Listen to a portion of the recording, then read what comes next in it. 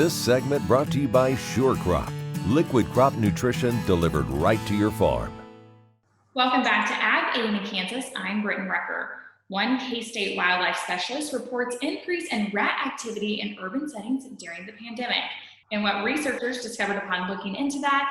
And the wildlife specialist is with me now speaking more on this, Charlie Lee. Welcome, Charlie. Good morning.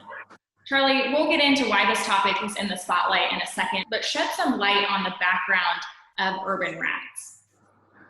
Well, rats have been a problem species for many years. They're very closely aligned with human populations. We not only have the feed loss from the agricultural community, we also have the health risk with disease. And when you put those in a community that is tightly packed with people, those risks then increase. When we look at the scope of that problem, we know that rats consume enough feed to feed about 350 families each, 350 million families each year. So that's a considerable amount of production that's consumed by rats. That doesn't even include the amount that is contaminated by their fecal material and urine that is then destroyed or used in other manners.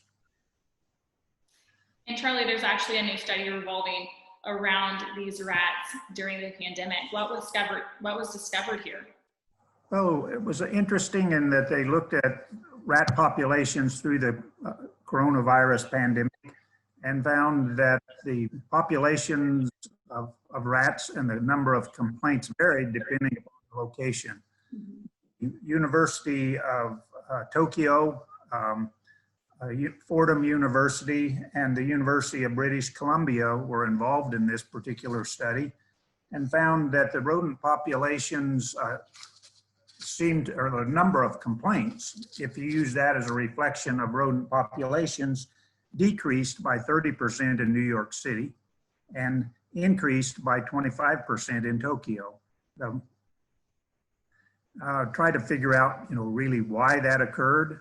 The pest control companies in New York City seem to think that their typical food service clients were no longer reporting rodent problems, and that's probably to be expected since some of those were shut down and would no longer be people on the premise to complain about rats, but that their clientele shifted to more suburban areas where perhaps people were at home more frequently and were observing more rats than what they had expected.